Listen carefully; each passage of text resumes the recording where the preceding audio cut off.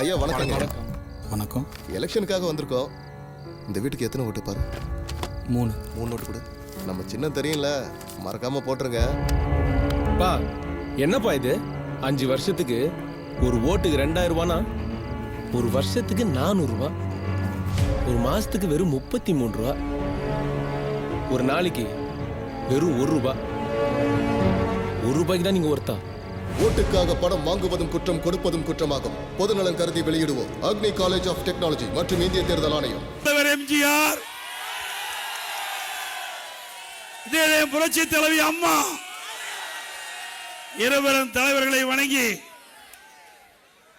துறைமுகம் சட்டமன்ற தொகுதி தேர்தல் பிரச்சார கூட்ட நிகழ்ச்சியில் கலந்து கொண்டு சிறப்பித்துக் கொண்டிருக்கின்ற முன்னாள் எம்பி, மாவட்ட கழக செயலாளர் சகோதரனா பாலகங்கா அவர்களே,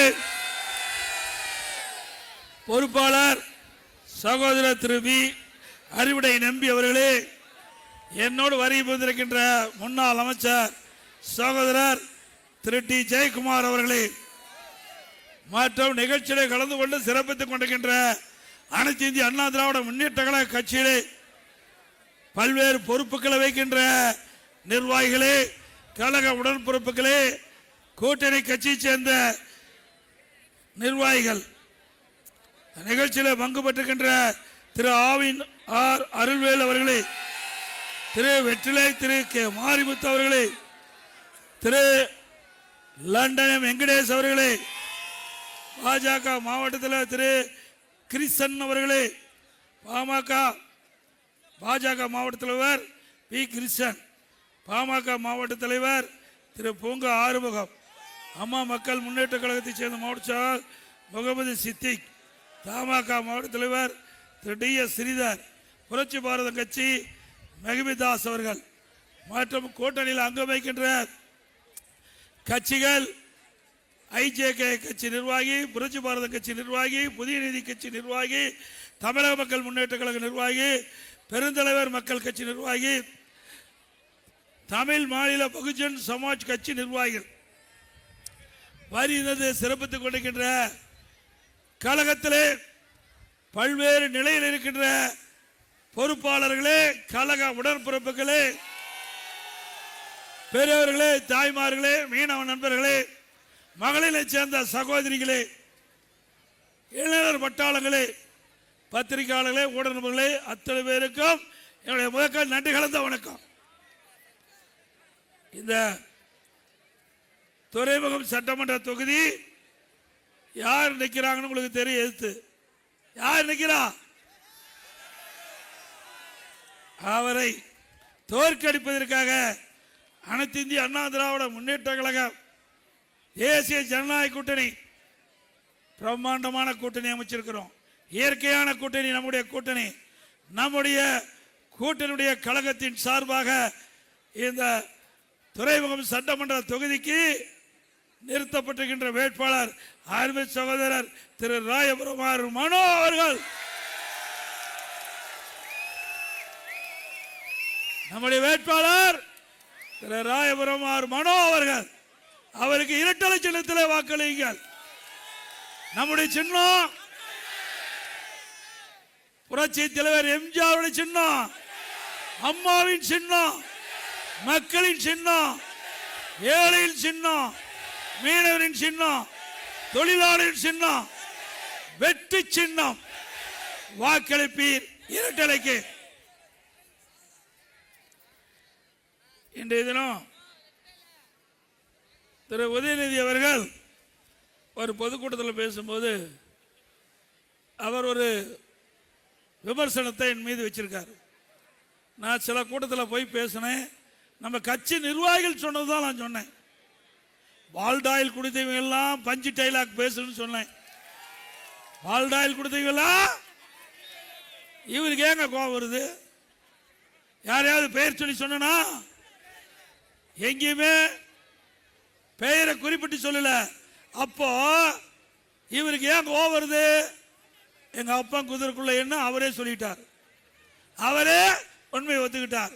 ஆக திரு உதயநிதி அவர்களே, உங்களை நான் குறிப்பிட்டு சொல்லவில்லை. யார் பால்டாயில் கொடுத்தாங்களோ அவர்கள் பஞ்சு டைலாக் பேசுறாங்க. எங்க கழக நிர்வாகி சொன்னாங்க, நான் பேசினேன். அதுக்கு எடப்பாடி பழனிசாமி இனி பால்டாயில் பழனிசாமி, நீ என்ன பேர் வேணா வச்சுக்கியா, அதை பத்தி கவலை இல்லை. ஆனா இப்பொழுது ஒரு உண்மை தெரிஞ்சு போச்சு, பால்டாயில் குடிச்சவங்க யார் என்று இப்ப தெளிவாக்கப்பட்டு விட்டது. நாம பெயரை சொல்லாம பொதுவா பேசிக்கிட்டு இருக்கிறோம்.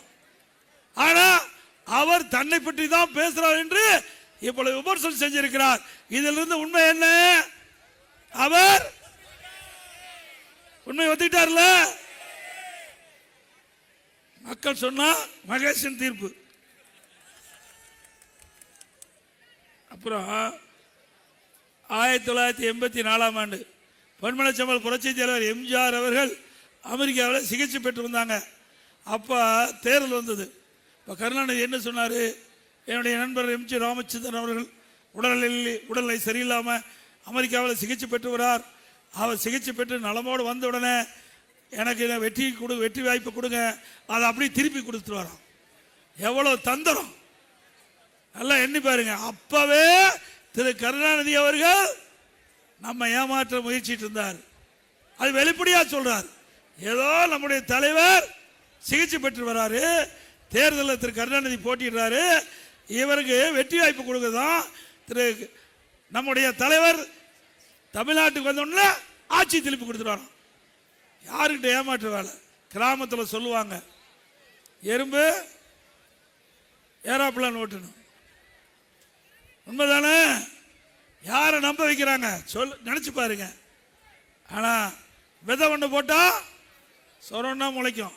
அது மாதிரி அவருக்கு மகன் தான் திரு ஸ்டாலின், அவருக்கு வாரிசா இருக்கிறார்.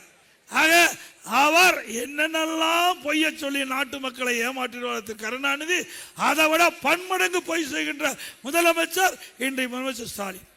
பொய் சொல்வதற்கு நோபல் பரிசு கொடுத்தா ஸ்டாலினுக்கு பொருத்தமா இருக்கு. உண்மைதானே தம்பி? அதிமுக கொடி தள்ளி பிடிப்பா. அது மட்டும் இல்ல, நான் ஒரு சில கருத்தை சொன்னேன்.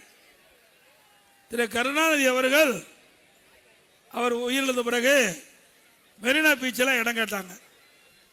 நான் தெளிவா சொன்னேன், அது வழக்கு நடந்துகிட்டு இருக்குது. ஏற்கனவே பொன்மனச்செம்மல் புரட்சி தலைவர் எம்ஜிஆர் அடக்கம் செய்யப்பட்ட அந்த இடத்துல நம்முடைய இதயம் புரட்சி தலைவி அம்மாவர் முதலமைச்சராக இருந்து இருந்தாங்க. அந்த இடத்துல நாங்கள் அடக்கம் செய்யணும். ஆனால் அடக்கம் செஞ்ச பிறகு சில பேர் நீதிமன்றத்துக்கு போனாங்க. வழக்கு நிலுவையில் இருக்குது, அந்த பகுதியில் நிலம் கொடுக்க முடியாது. அது மட்டுமல்ல, ஏற்கனவே திரு கருணாநிதி அவர்கள் உயிரோடு இருந்த பொழுது, முதலமைச்சர் இருந்த பொழுது, திருமதி ஜானகி அம்மாள் அவர்கள் எம்ஜி ராமச்சந்திரனுடைய மனைவி ஜானகி அம்மாள் அவர்கள் முதலமைச்சராக இருந்து பிறகு அவர் இறந்தார். அப்போ அதிமுக சார்பாக போய் அவர்கிட்ட கோரிக்கை வச்சாங்க திரு கருணாநிதி எடுத்து. அப்போ திரு கருணாநிதி அவர்கள் சொன்னாங்க, மினிட்லேயே எழுதியிருக்கார், ஏதோ அமைச்சரவை மினிட்லேயே எழுதியிருக்கிறாங்க. அதில் அவர் குறிப்பிட்டார், முதலமைச்சராக இருந்து உயிர் துறந்தா தான் மெரினா கடற்கரையில் அங்கே நல்லடக்கம் செய்ய முடியும். இவர் ஏற்கனவே முன்னாள் முதலமைச்சர், அதனால இவருக்கு மெரினா கடற்கரை இடம் கொடுக்க முடியாது. ஆனா ராமாவரம் தோட்டத்தில் சொந்தமான இடம் இருக்குது, அங்க அவர் திருமதி ஜானகி அம்மாவில் அடக்கம் பண்ணலாம், அங்க போலீஸ் மரியாதை கொடுக்கப்படும் என்று திரு கருணாநிதி அந்த அமைச்சரவை கூட்டத்தில் தீர்மானம் நிறைவேற்றிருக்கார். பிறகு திரு காமராஜ் அவர்கள் அவர் இறந்த பொழுது பல தமிழ்நாட்டை ஆண்டார். அவர் வேற கட்சியா இருந்தார், கட்சி பாகுபாடும் இல்லாம எல்லோரும் பெருந்தலைவர் காமராஜ் என்று அன்போடு அழைக்கக்கூடியவர் பெருந்தலைவர் காமராஜ் அவர்கள். அவர் இறந்த பொழுது நம்முடைய அதிமுகவில் நாடாளுமன்ற இருந்து காங்கிரஸ் இருந்து அதிமுக நாடாளுமன்ற எஸ்.ஆர். பாலசுப்ரமணியம் அண்ணன் அவர்கள், அவர் காங்கிரஸ் கட்சியை சேர்ந்தவர்கள் அழைச்சிட்டு போய் திரு கருணாநிதி கிட்ட போய் முறையிட்டாங்க. முறையிடும் போது, நீங்க முன்னாள் முதலமைச்சர் இருந்தாரு, தமிழ்நாட்டுக்கு நிறைய திட்டங்கள் கொண்டு வந்தாரு, மூத்த தலைவர், மெரினா கடற்கரையில் அடக்கம் பண்ண ஒரு இடம் கொடுன்னு சொன்னான். அப்ப திரு கருணாநிதி, முதலமைச்சராக இருந்து இறந்தால் தான் மெரினாவில் இடம் கொடுக்கப்படும், இல்லைன்னா இடம் கொடுக்க முடியாதுன்னு கிண்டியில கொடுத்தார். அப்ப கருணாநிதி சொன்னது நாம தானே செய்ய வேணும். அவர் என்ன சொன்னாரோ அதைத்தான் நான் செஞ்சேன். மாறுபட்ட கருத்து இல்லையில. ஆனால் ஸ்டாலின் இப்படி சொல்லாரு, எங்க அப்பாவுக்கு எடப்பாடி பழனிசாமி மெரினா கடற்கரையில் இடம் கொடுக்க மறுத்துட்டாருன்னு. திரு ஸ்டாலின் அவர்களே, உங்க அப்பா என்ன கடைபிடிச்சாரோ அதைத்தான் நானும் முதலமைச்சர் கடைபிடிச்சேன். கிண்டியில 2 ஏக்கர் நிலம் கொடுத்தோம். அண்ணா பல்கலைக்கழகத்துக்கு எதிரில் 2 ஏக்கர் நிலம், 1 ஏக்கர் 100 கோடிக்கு போகும். 200 கோடி நிலத்தை திரு கருணாநிதி அடக்கம் பண்ண நாங்கள் கொடுத்தோம். மறுத்து நீதிமன்றம் போனீங்க, தீர்ப்பு வாங்கினீங்க. நாங்கள் நினைச்சா மேல்முறையீடு செஞ்சிருக்கலாம், செய்யல. ஏன் செய்யல? எங்களுக்கு உயர்ந்த பண்பு இருக்குது, உங்களுக்கு அப்படிப்பட்ட எண்ணம் இல்ல. திருமதி ஜானகி அம்மாள் அவர்கள் எங்களுடைய பொன்மனச்செம்மல் புரட்சி தலைவர் எம்ஜிஆருடைய மனைவி, அவர் முதலமைச்சர் இருந்தாங்க.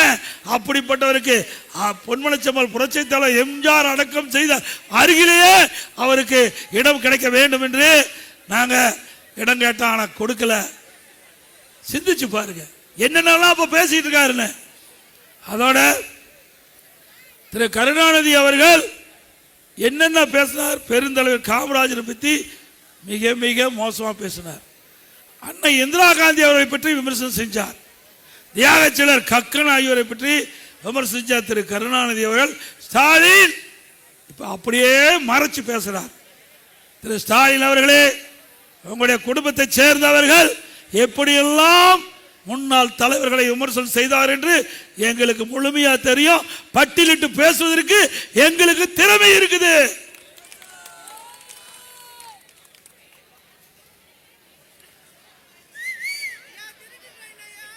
இப்போ உங்களுக்கே தெரியுது, சொன்னா கோச்சுக்காரு. அது சொல்லக்கூடாது, நீங்க கேட்கறதுனால சொல்றேன். சொல்லலாமா வேண்டாமா? நான் பொது வாழ்வுக்கு 51 வருஷம் ஆகி போச்சு. அதிமுகவில் 1977 கட்சியில் சேர்ந்து இதுவரை எந்த தலைவரையும் நான் விமர்சனம் செஞ்சதே கிடையாது. நாகரிகமா அரசியல் ரீதியா பேசுவேன். ஆனா இன்றைய முதலமைச்சரும் துணை முதலமைச்சரும் வேண்டுமென்றே திட்டமிட்டு எங்களை அவதூறாக பேசுவது, எங்க கட்சி பற்றி அவதூறாக பேசுவது, எங்களுடைய தலைவர்களை அவதூறாக பேசினா நாங்க எப்பொழுதும் பொறுத்து கொள்ள முடியாது.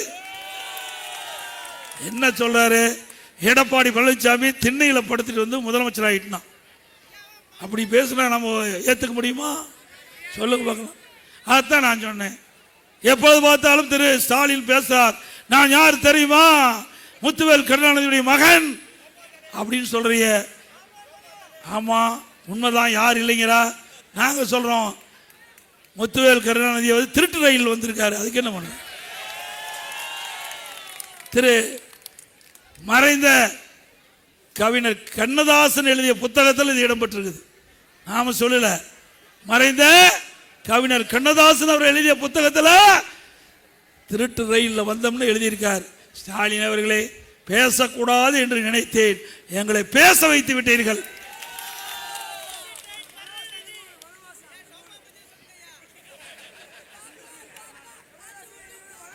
இப்ப நேத்து திருவண்ணாமலையில் பேசிட்டு இருக்காரு. பேச பேச மறந்துட்டார். வேட்பாளர் மறந்து எந்த சின்னம் எந்த சின்னம் எந்த சின்னன்னு தெரியாத வேட்பாளர் நிறுத்தி வச்சிருக்காரு. ஏங்க, அவி கட்சி சின்னமே தெரியாத ஒரு கட்சி தலைவர் தமிழ்நாட்டில் இருக்காருன்னா அது கோவச்சுக்குவார். சொன்னா கோவச்சுக்குவார். நான் டிவியில் பார்த்தேன், போட்டு போட்டு காட்டினாங்க நம்ம பையங்க. அண்ணா இதை பாருங்கண்ணா. என்னப்பா ஏதோ வேற கட்சி தலைவர், ஏதாவது வேற கட்சியிலேருந்து யாராவது நின்றுப்பாங்க, அதனால சின்ன என்னன்னு கேட்டுப்பா. இல்லை, நான் திமுக கட்சிக்காரர் தான் நிற்கிறாருங்க வேட்பாளரா. அந்த கட்சி சின்ன என்ன? அந்த கட்சி சின்ன, ஓ அது உதயச்சூரன் சின்னன்னு அவர் சொல்றாரு. இப்படிப்பட்ட முதலமைச்சர் தான் தமிழகத்தை ஆண்டு கொண்டிருக்கின்றார். அதுதான் சொன்ன, பொம்மை முதலமைச்சர், திறமையற்ற முதலமைச்சர் அப்படின்னு அடிக்கடி சொல்லுவது இதனால தான். அதனால திராவிட முன்னேற்ற கழக ஆட்சியில் சட்ட ஒழுங்கு அடியோடு சீர்கட்டு விட்டது. இன்றைக்கு தமிழக காவல்துறை முழுமையாக செயல்பட முடியல. அதிகார மையம், 4 அதிகார மையம். 1 முதலமைச்சர் ஸ்டாலின், 2 துணை முதலமைச்சர், 3 சபரீசன், 4வது துர்காமா. அவையிலும் வந்துட்டாங்க வெளியே. எத்தனை நாளைக்கு பார்ப்பாங்க?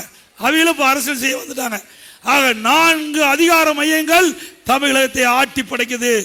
நாடு தாங்குமா? ஒரு முதலமைச்சர் இருந்தாவே நாடு தாங்கல. நாடு முதலமைச்சர் திரு கருணாநிதி குடும்பத்தில் இருந்தா நாடு வளருமா? நாடு உருப்படியாகுமா? இன்றைய தினம் தமிழ்நாட்டில் எங்க பார்த்தாலும் போதைப் பொருள் விற்பனை அதிகமாகிட்டது. உண்மைதானே? பட்டி தொட்டி நகரத்தில் வீதி தோறும் மக்கள் அதிகமாக நடமாறுகின்ற பகுதி எல்லா இடத்துலையும் கஞ்சா விற்கிறாங்க. கஞ்சா விற்காத இடமே இல்லை. இந்த கஞ்சா விற்கிறதுக்கு யார் துணை நிற்கிறா? திமுக நிர்வாகிகள் துணை இருப்பதாக செய்தி. ஆக கஞ்சாவை எப்படி காவல்துறை கட்டுப்படுத்த முடியும்? விற்கிறவரே திமுக துணை நிற்கின்ற பொழுது கஞ்சாவை கட்டுப்படுத்த முடியல. இன்றைக்கு திமுக தலைவர் திரு ஸ்டாலின் முதலமைச்சர் அவருடைய மானிய கோரிக்கை, போலீஸ் மானிய கோரிக்கை, அங்க அதுல போலீஸ் மானிய கோரிக்கையில் கொள்கை விளக்க குறிப்பு புத்தகத்தை வச்சிருந்தார். அப்போ 2 வருஷத்துக்கு முந்தி அப்ப அந்த புத்தகத்தில் 20வது பக்கத்தில் 2வது பேராவில் ஒரு கருத்தை சொல்றார். அந்த கருத்து பள்ளிக்கு அருகில கல்லூரிக்கு அருகில கஞ்சா வைத்திருந்தது கண்டுபிடிக்கப்பட்டது 2348 பேர், கைது செஞ்சது 148 பேர். நான் முதலமைச்சர் கேட்டேன், நீங்க இந்த துறைக்கு நீங்க தான் அமைச்சர். ஆமா. இந்த கொள்கை விளக்க குறிப்பு யாரு எழுது? நான் தான் வச்சேன். அப்படின்னா கண்டறியப்பட்டது 2348, கைது பண்ணது 148. அப்படின்னா மற்றவங்களாம் யாரு? திமுக கட்சிக்காரன். அவர் எங்க போய் கஞ்சா ஒழிக்க முடியும்? ஆக இந்த அரசாங்கம், திமுக அரசாங்கம் இருக்கின்ற வரை கஞ்சாவை ஒழிக்க முடியாது. போதைக்கு அடிமையாகி குற்ற செயலில் ஈடுபட்டு காரணமே கஞ்சா போதை ஆசாமியால கொலை, கொல்ல, திருட்டு, வழிப்பறிவு, பாலியல் நடக்காத நாளே இல்லை. அப்படிப்பட்ட ஆட்சி தொடர வேண்டுமா? நடைபெறுகின்ற சட்டமன்ற பொது தேர்தல் அதிமுக வெல்வது உறுதி. ஆட்சிக்கு உடனே 3 மாதத்தில் தமிழகத்தில் கஞ்சாவை அறவாக ஒழிக்கப்படும். போதை இல்லாத மாநிலமாக உருவாக்கப்படும். தமிழகம் போதை நிறைந்த மாநிலமாக காட்சியளிக்குது. இனி போதை இல்லாத மாநிலமாக, போதைப் பொருள் விற்பனை இல்லாத மாநிலமாக அதிமுக ஆட்சியிலே நிலைநாட்டப்படும் என்பதை இந்த நேரத்தில் தெரிவிக்கிறேன். இன்றைக்கு திமுக ஆட்சிக்கு உடனே விலைவாசி விண்ணை முட்டுக்கிட்ட அளவுக்கு உயர்ந்தாச்சு. அரிசி விலை உயர்ந்தாச்சு, கிலோவுக்கு 30 ரூபா உயர்ந்தாச்சு. என்ன விலை? கிலோ 1 லிட்டர் 60 ரூபா உயர்ந்து போச்சு. பருப்பு 40 ரூபா உயர்ந்தாச்சு. இப்படி விண்ணை முட்டுக்கிட்ட அளவுக்கு விலைவாசி உயர்வு. ஏழை மக்கள் நிறைந்த பகுதி இந்த துறைமுகம் சட்டமன்ற தொகுதி, ஏழை மக்கள் நிறைந்த பகுதி. இப்படி விலை உயர்வினால் மக்கள் கடுமையாக பாதிக்கப்பட்டிருக்காங்க. இந்த பாதிப்பிலிருந்து மீட்டெடுவதற்கு இந்த அரசாங்கம் எந்த நடவடிக்கை எடுக்கல? எடுத்தாங்களா? ஏழைகள் பாதிப்பை பற்றி கவலைப்பட்டாங்களா? எதுவுமே இல்லை. அது மட்டும் இல்ல, இன்றைக்கு எல்லா துறையிலும் ஊழல். டாஸ்மாக் தமிழ்நாட்டில் 6000 மதுக்கடை இருக்குது. ஒரு நாளைக்கு ஒவ்வொரு மதுக்கடையிலையும் எல்லா 6000 மதுக்கடையும் சேர்ந்து 1.5 கோடி பாட்டில் விற்குது. ஒரு பாட்டிலுக்கு 10 ரூபா அதிகம் வாங்கினாங்கல்ல? வாங்கினாங்களா இல்லைங்களா? சத்தமா சொல்லுங்க. அப்ப 1.5 கோடி பாட்டிலுக்கு ஒரு நாளைக்கு 15 கோடி, மாசத்துக்கு 450 கோடி, வருஷத்துக்கு 5400 கோடி, 5 ஆண்டுல 24,000 கோடி டாஸ்மாக் கடையில் ஒரு பாட்டிலுக்கு 10 ரூபா அதிகமாகி கொள்ளையடித்த அரசாங்கம் தொடர வேண்டுமா? அண்மையில் அமலாக்கத்துறை இதுல ஊழல் நடைபெற்றதாக கண்டுபிடிக்கப்பட்டு நடவடிக்கை மேற்கொண்டிருக்காங்க. அது மட்டும் இல்ல, இப்ப இருக்கிற நகர்ப்புற வளர்ச்சித்துறை மந்திரி, குடிநீர் வழங்கல் துறை மந்திரி, அந்த துறையில முறைகேடு நடைபெற்றிருக்காங்க. அமலாக்கத்துறை கண்டுபிடித்த ஆதாரத்தோடு சட்ட ஒழுங்கு டிஜிபிக்கு அறிக்கை அனுப்பிச்சிருக்காங்க. இதுவரைக்கும் எஃப்ஐஆர் பதிவு செய்யல. அதிமுக கட்சி உடனடியாக நீதிமன்றத்தை நாடணும். நீதிமன்றத்தில் அமலாக்கத்துறை ஆதாரத்தோட இன்றைக்கு அனுப்பப்பட்டதில்லை. சரி, அதன் மீது நடவடிக்கை எடுக்க வேணும், எஃப்ஐஆர் பதிவுன்னு சொல்லி கூட இதுவரைக்கும் பதிவு செய்யல. அதிமுக ஆட்சி வந்த உடனே இந்த துறையில் இருக்கின்ற அதிகாரிகள், துறை அமைச்சர் சட்ட நீதியாக நடவடிக்கை எடுக்கப்படும். அது மட்டுமல்ல, அண்ணா பல்கலைக்கழகத்தில் நல்லா தெரியும், மாணவிக்கு பாலியல் சீண்டல். யார் அந்த சாரை நம்ம கண்டுபிடிச்சிடலாம். அந்த சார் தான் பிரியாணி சாப்பிட்டு இருந்தார், மூக்க பிடிக்க பிரியாணி சாப்பிட்டு இருந்தார். அதனால கவலைப்பட வேண்டியதே இல்லை. தமிழகத்தில் சட்டத்தின் ஆட்சி நடைபெற்றது. இந்த குற்ற நிகழ்வுகளை கண்டுபிடிக்க ஆங்காங்க சிசிடிவி கேமரா முதல் தடவையாக பொருத்தப்பட்டது அதிமுக ஆட்சியில். இன்னைக்கு சென்னை மாநகரம் முழுவதும் சந்து பொந்து எல்லா பகுதியிலும் குற்றங்களை எளிதாக கண்டுபிடிக்க விதமாக சிசிடிவி கேமரா பொருத்தப்பட்டு சட்ட ஒழுங்கு பாதுகாப்பதற்கு அனைத்து நடவடிக்கை எடுத்த அரசாங்கம் அதிமுக அரசாங்கம். அதனால குற்றங்கள் குறைக்கப்பட்டது. திமுக ஆட்சியில் அப்படிப்பட்ட திட்டம் எதுவுமே கையில் இல்லை. அது மட்டும் இல்லை, இந்த தொகுதியில் போட்டியிடுற அமைச்சர் பார்த்தார், பல ஆண்டு, நூற்றுக்கணக்கான ஆண்டு நாமெல்லாம் தெய்வ பக்தி உள்ளவங்க, வேண்டுதலை வச்சு நம்முடைய நகையெல்லாம் இறைவனுக்கு போய் காணிக்கையா போடுவோம். அதை உருக்கிட்டார். யார் உருக்குனது? ஏங்க நகை உருக்கலாமா? ஏன் மற்ற அரசாங்கத்துக்கு உருக்க தெரியாதா? ஏன் இத்தனை ஆண்டு காலமாக பாதுகாத்து வந்தாங்க? காலங்காலமாக பக்தர்கள் காணிக்கையாக ஆண்டவனுக்கு அளிக்கப்பட்ட நகையை உருக்கியவர் இந்த தொகுதியில் போட்டியிடுறார். மன்னிக்கலாமா? தகுந்த பதிலடி கொடுப்பீங்களா? சிந்திச்சு பாருங்க. ஆண்டவனே பார்த்துக்குவார். ஆண்டவனே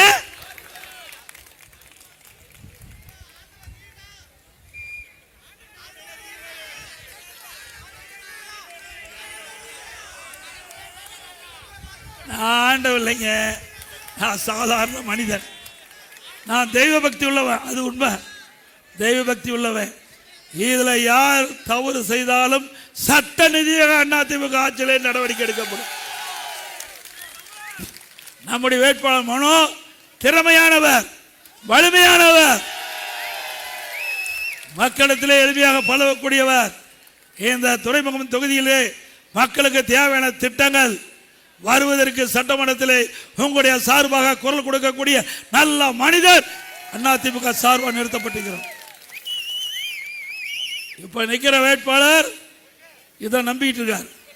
எது எவ்வளவு அடிக்கணுமோ அவ்வளவு அடிச்சிட்டார். இவர் முதல் எங்க இருந்தார்? அதிமுக இருந்தார். வேட்டி மாத்தி கட்டிட்டு அங்க போயிட்டார். வேட்டி மாத்தி கட்டி அங்க போயிட்டார். இன்றைக்கு நல்லா சிந்தித்து பார்க்க வேண்டும். இங்க இருக்கின்ற கழக நிர்வாகிகள், தொண்டர்கள் இரவுகள் பாராம தலைமை நிறுத்தப்பட்ட அவரை வெற்றி பெற செஞ்சாங்க. இங்க இருக்கின்ற நிர்வாகிகளுடைய ரத்தம், வியர்வை ரத்தமா சிந்தி வெற்றி பெற செஞ்சாங்க. அப்படித்தானே? அவர் அடையாளம் காட்டப்பட்ட காரணத்தால அங்க சேர்த்துனாங்க. அதிமுக என்ற கட்சியில எம்எல்ஏ என்ற அடையாளம், அந்த அடையாளத்தை வச்சு தானே அங்க கட்சியில அங்க ஒரு அடையாளத்தை கொடுத்திருக்கிறாங்க. அதிமுகவில் இப்ப இந்த அடையாளத்தை கொடுக்கலாம், அவருக்கு இடம் கொடுப்பாங்களா? அங்க அடையாளத்தை கொடுத்த கட்சி அதிமுக கட்சி, விலாசத்தை கொடுத்த கட்சி அதிமுக கட்சி. ஒவ்வொரு தொண்டனும் உழைத்து உழைத்து அந்த உழைப்பால் அவருக்கு அந்த வெற்றி கிடைச்சது, அந்த அடையாளம் கிடைச்சது. அதை கூட மறைந்து கட்சிக்கு துரோகம் விளைவித்து வேறிடத்தில் போய் அடைக்கலம் பண்ணிருக்கிறீங்க. கையில பச்சை குத்தி இருக்கிற, கையில மறைக்க முடியாது. அதனாலதான் பொன்மன செம்மல் புரட்சி தலைவர் உஷாரா இருந்து எல்லாத்துக்கும் பச்சை குத்தி விட்டார். இப்படியெல்லாம் தப்பு செய்வீங்க, நாங்க கஷ்டப்பட்டு உங்களை எல்லாம் வளர்ப்போம், நீங்க வளர்ந்த உடனே நீங்க உங்க வேலையை காட்டுவீங்க. அதற்காகத்தான் அந்த காலத்தில் பச்சை குத்தி விட்டாருன்னு நினைக்கிறேன். அப்படித்தானே? உண்மைதானே? அது மட்டும் இல்ல, எப்ப பார்த்தாலும் வீரா பேசுறாரு. நல்லா நினைச்சு பாருங்க, அவர் சட்டமன்றத்தில் அதிமுக இருக்கும் போது திமுக எப்படி கடுமையாக விமர்சனம் பண்ணார். மறைக்க முடியாது தம்பி, அப்படியே பதிவாகி இருக்குது. அதை கொண்டு வரலாம்னு தான் நினைச்சேன், நாகரிக கருதி கொண்டு வரல. அந்த அளவுக்கு கடுமையா திரு கருணாநிதி அவர்களையும் ஸ்டாலினையும் விமர்சனம் செய்த வேட்பாளர் திமுக வேட்பாளர். அப்ப நிறைய கூட்டத்தில் திட்டினார், திமுகவை கடுமையாக விமர்சனம் செய்தார், தீய சக்தி திமுக என்று விமர்சனம் செய்தார். அப்ப நல்ல வாய். இப்போ நீங்களே சொல்லிக்கங்க, அதிமுகவுக்கு யார் துரோகம் செய்கிறார்களோ அவரெல்லாம் ஆண்டவன் விட்டு வைக்க மாட்டார். பொன்மன செம்மல் புரட்சி தலைவர் எம்ஜிஆர், இதே புரட்சி தலைவர் அம்மா, மக்களுக்காக வாழ்ந்து மறந்த தலைவர்கள், தங்களுக்கு குடும்பம் இல்ல, இந்த நாட்டு மக்கள் தான் குடும்பம், இந்த அதிமுக தான் பிள்ளைகள், அவர்களுக்காக வாழ்ந்து மறைந்த தலைவர்கள், அவருடைய ஆன்மா சும்மா விடாது. விடுமா? அதோட கேவலம் டாய்லெட் பராமரிப்பு, அதை கூட விட்டு வைக்கல இந்த ஆட்சியில். டாய்லெட் பராமரிப்பில் கூட ஊழல் செய்த ஒரே அரசாங்கம் திமுக அரசாங்கம். எவ்வளவு பெரிய மாநகராட்சி! சென்னையில் சுமார் 30 லட்சம் பேர் வசிக்கிறாங்க. 30 லட்சம் பேர் ஓட்டர்ஸ், பொதுமக்கள் பார்த்தா 40 லட்சம் பேர். இவர்களுக்கு அடிப்படை தேவை நல்ல தண்ணி கொடுக்கணும், நல்ல சுகாதாரம் கொடுக்கணும், இன்னைக்கு கழிவுநீர் அகற்ற வேண்டும், இன்றைக்கு தெருவுகளுக்கு அற்புதமாக எரிய வேண்டும், குப்பைகள் அகற்ற வேண்டும். இது அடிப்படை தேவை. அதுக்கு ஒரு பொம்மையை பிடிச்சி கொண்டாந்து கோர வச்சுட்டாங்க மேயரை. பாவம், அந்த பொண்ணு நல்ல பொண்ணு, நான் இல்லைன்னு சொல்லல. ஏங்க, தமிழ்நாட்டுடைய தலைநகரம் சென்னை, எவ்வளவு பெரிய சென்னையில் மக்கள் தேவையான அடிப்படை தேவைகளை பூர்த்தி செய்திருக்க திறமையான ஆளு திமுகவில் இல்லையா? அவர்களுக்கு ஒரு பொம்மை மாதிரி ஒருத்தர் தேவை. அவர்களை கொண்டாந்து மேயராக்கி அமர வச்சு ஊழல் செய்கின்ற நிலை இன்றைக்கு தமிழகத்தில் பார்க்கிறோம். உண்மைதானே? உண்மைதான். திமுக ஆளே இல்லை. ஆள் இருந்தால் இங்க இருக்கிற ஆள் போய் அங்கே எதுக்கு போய் மந்திரியாக முடியும்? இன்றைக்கு திமுக அமைச்சர்கள் 8 பேர் அண்ணா திமுக இருந்து போய் அமைச்சராக இருக்கிறாங்க.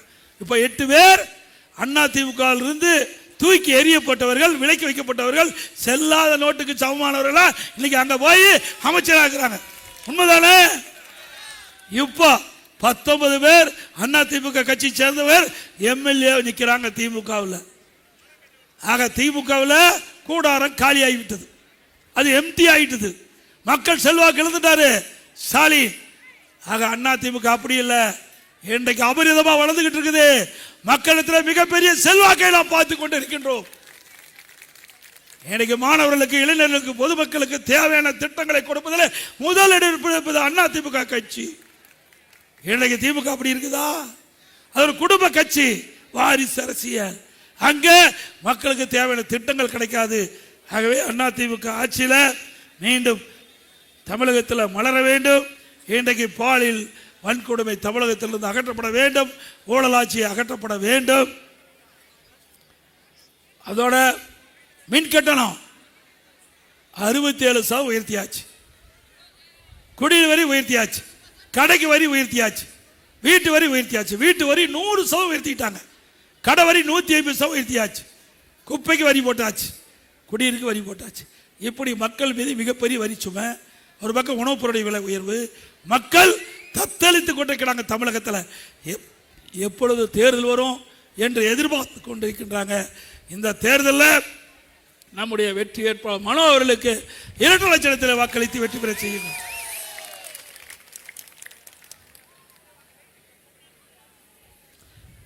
அதிமுக தேர்தல் அறிக்கை 297 அறிவிப்புகள் வெளியிட்டிருக்கிறோம்.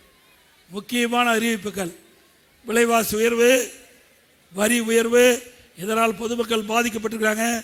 பாதிப்பிலிருந்து அவர்களுக்கு சற்று விலக்கு கிடைக்க வேண்டும் என்ற அடிப்படையில் ஒவ்வொரு குடும்ப அட்டைக்கும் 10,000 ரூபாய் சிறப்பு உதவித்தொகை வழங்கப்படும். எல்லா குடும்ப அட்டையில் இருக்கின்ற குடும்ப தலைவிகள் மீது மாதந்தோறும் 2,000 ரூபாய் வங்கி கணக்கிலே செலுத்தும். எல்லா குடும்ப அட்டைதாரருக்கும் விலை இல்லாமல் ஃப்ரிட்ஜ் வழங்கப்படும். நம்முடைய பெண்களுக்கு வேலைக்கு செல்ல, பணி முடிஞ்ச பிறகு வீடு திரும்ப 5 லட்சம் பெண்களுக்கு அம்மா இருசக்கர வாகனம் 25,000 மானியத்தில் வழங்கப்படும். ஒவ்வொரு குடும்பத்திற்கும் ஆண்டுக்கு 3 கேஸ் சிலிண்டர் மானியமாக விலை இல்லாமல் வழங்கப்படும். ஒவ்வொரு ஆண்டும் தைப்பொங்கல் வருது, பொங்கல் தோப்பு கொடுக்கிறோம், அதோட 1000 ரூபாய் வழங்கப்படும். தீபாவளி என்று நம்முடைய பெண்களுக்கு அற்புதமான பட்டுப்புடவை வழங்கப்படும். இப்போ நகர பேருந்தில் பெண்கள் தான் கட்டணம் இல்லாமல் பயணம் செய்கிறாங்க. அதிமுக ஆட்சி மலர்ந்தவுடன் ஆண்களும் நகர பேருந்தில் கட்டணம் இல்லாமல் பயணம் செய்யலாம். இப்ப ரேஷன் கடையில் போடுற அரிசி தரம் இல்லாமல் இருப்பதாக தகவல். அதிமுக ஆட்சிக்கு வந்த உடனே மளிகை கடையில் எப்படி தரமான அரிசி இருக்குதோ அதே அரிசி ரேஷன் கடையிலே வழங்கப்படும். இப்ப விலையில்லாம அரிசி கொடுக்கிறோம். அதிமுக ஆட்சி வந்த உடனே விலையில்லா பருப்பு கொடுக்கப்படும், ரேஷன் கடையில் விலையில்லா சமையல் எண்ணெய் கொடுக்கப்படும். ஆட்டோ ஓட்டுநர்கள் அவருடைய சங்கத்தில் பதிவு செஞ்சு புதிய ஆட்டோ வாங்கினா ஒவ்வொரு ஆட்டோவுக்கு 75,000 மானியம் கொடுக்கப்படும். பட்டப்படிப்பு படித்து அந்த மாணவர்கள் இளைஞர்கள் வேலை வாய்ப்பிலே பதிவு செஞ்சு பணி கிடைக்காம இருந்தால் அவர்களுக்கு மாதந்தோறும் 2,000 ரூபாய் உதவித்தொகை வழங்கப்படும். +2 வரை படித்தா 1000 ரூபாய் கிடைக்கும். முதியோர் உதவித்தொகை உயர்த்தி வழங்கப்படும். மீனவ நண்பர்கள் கடலில் மீன் பிடிக்கின்ற பொழுது உயிரிழக்க ஏற்பட்டால் அவருக்கு 25 லட்சம் ரூபாய் நிவாரணம் வழங்கப்படும். கட்டிட தொழிலாளர்கள் பணியில் இருக்கின்ற பொழுது தவறி விழுந்து உயிரிழந்தா அந்த குடும்பத்துக்கு 25 லட்சம் ரூபாய் நிவாரணம் வழங்கப்படும். அதே போல டீசல் மானியம் 500 லிட்டராக மீனவர்களுக்கு வழங்கப்படும். மீனவர்களுக்கு தற்போது வழங்கப்படுகின்ற மீன்பிடி தடை காலத்தில் வழங்கப்படுகின்ற 8,000 ரூபாயை 12,000 ரூபாயாக உயர்த்தி வழங்கப்படும். அம்மா இல்ல திட்டம் இன்றைக்கு ஏழைகள், அது எந்த ஜாதி மதனே கிடையாது, ஏழை என்று இருந்தா வீடு இல்லாமல் இருந்தா அந்த மக்களுக்கு அற்புதமான காங்கிரீட் வீடு மாநகர பகுதியில் கட்டி கொடுக்கப்படும். இந்த பகுதியிலும் கட்டி கொடுக்கப்படும் என்ற செய்தி இந்த நேரத்தில் தெரிவித்து, மாற்றுத்திறனாளிகள் கூட்டுறவு வங்கியில் வாங்கிய கடன் தள்ளுபடி. இன்றைக்கு நகர பகுதியில் சாலை ஓரமாக நடப்பாதை ஓரமாக கடை வைத்து வியாபாரம் செய்கின்றவர் கூட்டுறவு வங்கியில் வாங்கிய கடன் ரத்து. அவள் புதிதாக வியாபாரம் செய்ய விரும்பினால் அவருக்கு எந்த ஜாமீனும் இல்லாமல் குறைந்த வட்டியில் 2 லட்சம் வரை கடன் உதவி வழங்கப்படும்.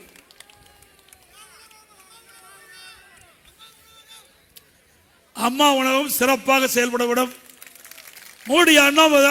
மூடிய அம்மா உணவகம் திறக்கப்படும். ஏழைகளுக்காக தொடங்கப்பட்ட கட்சி அதிமுக கட்சி.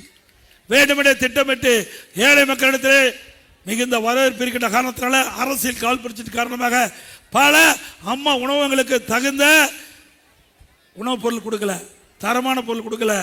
அங்கே இருக்கின்ற உணவு தயாரிக்கின்ற பணியாளர்களை குறைச்சிட்டாங்க. அதிமுக ஆட்சி உடனே தரமான பொருள் கொடுக்கப்படும், ருசியான உணவு வழங்கப்படும், பணியாளர்கள் தேவையான அளவு வழங்கப்படும். மூடப்பட்ட அனைத்து அம்மா உணவும் திறக்கப்படும். அது மட்டுமல்ல, அதிமுக ஆட்சி அமைவது உறுதி உறுதி. அப்படி உறுதியாக வருகின்ற பொழுது இந்த அம்மா உணவகம் முதலமைச்சருடைய நேரடி பார்வையிலே செயல்படும்.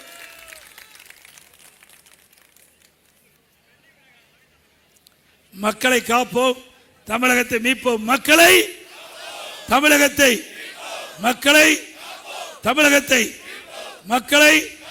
தமிழகத்தை ஸ்டாலின் மாடல் அரசு, ஃபெயிலியர் மாடல் அரசு.